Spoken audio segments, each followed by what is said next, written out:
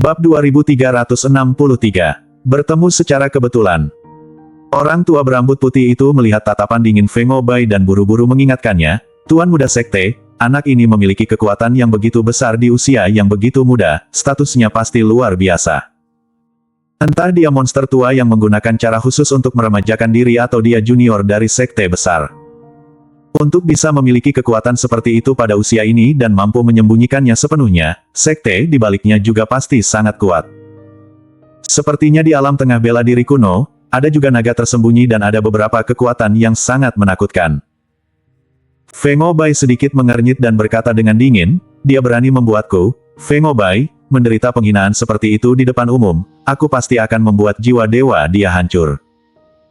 Orang tua berambut putih hendak mencegahnya, tapi Feng Obai menyela dan melanjutkan, "Master Huang dan yang lainnya juga akan datang ke sini hari ini.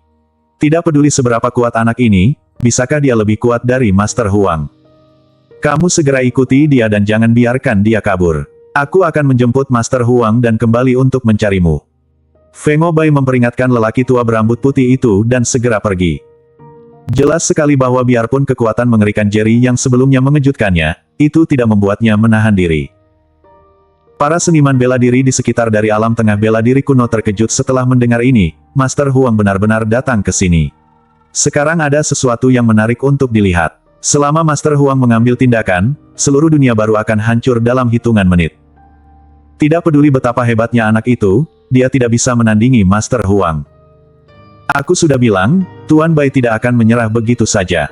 Cepat ikut, aku ingin tahu dari mana datangnya kesombongan anak itu. Sekelompok orang mengatakan ini dan segera mengikuti ke arah Jerry Yang, mereka ingin melihat kartu truf Jerry Yang. Saat ini, Jerry Yang terus berjalan-jalan dengan Charles Ma di lereng bukit pameran. Awalnya dia berencana untuk pergi, tapi ketika dia melihat Charles Ma belum membeli benda spiritual yang bagus dan terlihat masih penasaran, maka dia melanjutkan berbelanja. Setelah berjalan jauh, mereka sampai di kios terakhir di puncak bukit, yang menjual beberapa ramuan spiritual dan pil, kualitasnya dianggap yang terbaik di seluruh pameran. Tapi ini tidak banyak membantu Jerry Yang. Tidak ada lagi yang bisa dilihat, ayo pulang. Jerry Yang berkata kepada Charles Ma, dan segera berjalan menuruni gunung dengan tangan di belakang tangan. Charles Ma tidak banyak bicara, lagi pula, hal-hal ini tidak ada gunanya baginya, jadi dia pergi bersama Jerry Yang. Tapi, saat Jerry Yang mengambil 2 langkah, dia tiba-tiba berhenti, dan wajahnya perlahan menjadi lebih dingin. Charles Ma tanpa sadar melihat sekeliling dan tidak menemukan sesuatu yang aneh. Dia tiba-tiba bertanya dengan bingung, "Kak Chen, ada apa?" Jerry Yang memandang dengan dingin ke rumput di kaki gunung, tapi dia hanya melihat sekilas, lalu mengalihkan pandangannya dan berkata kepada Charles Ma, "Mereka hanyalah semut yang bersikeras untuk mati." Pada saat ini, lelaki tua berambut putih yang baru saja bersembunyi di rumput dan bersiap untuk memantau Jerry Yang, jantungnya berdebar kencang. Mata dan kata-kata Jerry yang barusan jelas sudah menemukan keberadaannya. Pria tua berambut putih itu menghela nafas panjang dan tahu bahwa tidak perlu bersembunyi lagi, jadi dia harus berdiri dan mengambil langkah maju. Dengan senyum canggung di wajahnya, dia menyapa Jerry Yang, "Sungguh kebetulan sekali, aku tidak menyangka akan bertemu kamu lagi di sini, Tuan." Melihat orang itu datang, Charles Ma tiba-tiba tersadar. Jerry Yang bahkan tidak repot-repot melihat lelaki tua berambut putih itu, dan berkata langsung, "Kamu sudah diberi kesempatan, kenapa kamu memilih untuk bunuh diri?"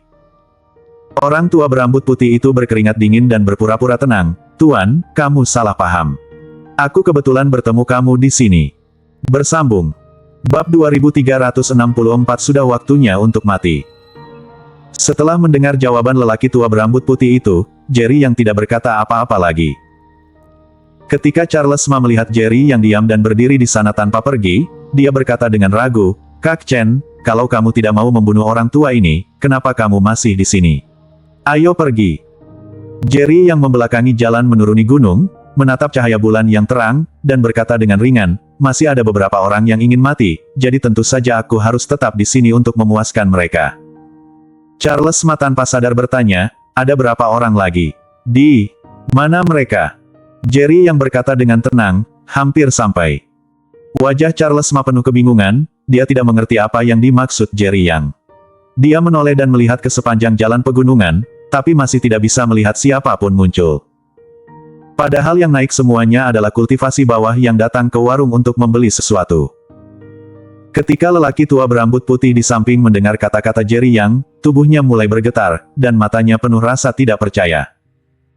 Dia secara alami tahu bahwa Feng Obai sedang mencari seseorang untuk membunuh Jerry Yang, tapi dia tidak mengerti bagaimana Jerry Yang mengetahuinya. Yang paling mengejutkan lelaki tua berambut putih itu adalah Jerry yang mengetahuinya dan tidak segera pergi, sebaliknya, dia menunggu di sini secara khusus. Dia tidak tahu apakah Jerry yang benar-benar memiliki kartu truf atau hanya sombong. Pada saat yang sama, di tengah jalanan mendaki gunung, Feng Obai memimpin sekelompok orang menuju puncak gunung dengan agresif. Pemimpinnya adalah seorang lelaki tua yang memancarkan aura master. Lelaki tua itu mengenakan jubah kuning dan bergoyang tertiup angin saat berjalan. Di belakang lelaki tua itu, ada dua lelaki tua lainnya. Salah satunya adalah lelaki tua berjanggut. Lelaki tua berjanggut itu sedang memegang sabuk dewa putih di tangannya dan tampak sedang bergumam.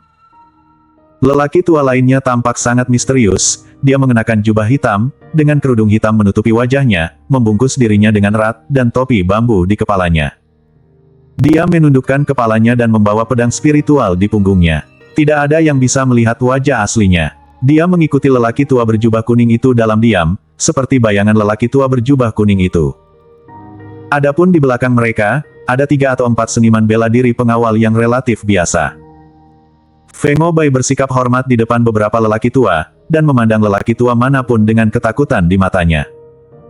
Feng Obai, yang awalnya sombong dan angkuh, sekarang sangat rendah hati, tapi dia tidak mengeluh sama sekali. Master Huang, anak laki-laki itu terlalu sombong. Aku bilang kamu akan datang, tapi dia mengatakan bahwa kamu bukan apa-apa di matanya. Bahkan kalau kamu berdiri di depannya, dia akan meninju kamu hingga hancur berkeping-keping. Feng Obai mengikuti lelaki tua berjubah Huang, dan menambahkan banyak bumbu dalam ceritanya. Pada akhirnya, suaranya menjadi semakin kecil, dan matanya selalu tertuju pada lelaki tua berjubah Huang, takut lelaki tua itu akan menekan dia sampai mati karena marah. Melihat lelaki tua berjubah kuning itu tidak berbicara, Feng Obai melanjutkan, Master Huang, kamu harus membuat keputusan untuk keponakanmu ini. Pengawal pribadiku dipukul mati oleh anak itu dengan satu pukulan. Aku kira dia pasti punya semacam senjata spiritual. Kalau aku tidak berlari secepat kilat, anak itu pasti sudah membunuhku sekarang. Orang tua berjubah kuning itu mencibir, itu hanya anak muda. Aku ingin melihat apakah dia memiliki 3 kepala dan 6 lengan atau semacamnya. Kalau dia berani sombong di depan aku, Master Huang, aku pasti akan merobeknya kepalanya dan memberikannya padamu untuk dijadikan bola. Feng Obai sangat bersemangat sehingga dia menangkupkan tinjunya dan membungkuk kepada lelaki tua berjubah kuning itu. Kalau begitu aku berterima kasih dulu pada Master Huang. Ketika aku kembali, aku pasti akan meminta ayahku untuk datang ke rumah dan berterima kasih kepada Master Huang. Segera, sekelompok orang mempercepat langkah mereka dan berjalan menuju gunung. Feng Obai diam-diam berkata di dalam hatinya, Hei, kamu berani melawanku, kematianmu akan segera datang. Bersambung.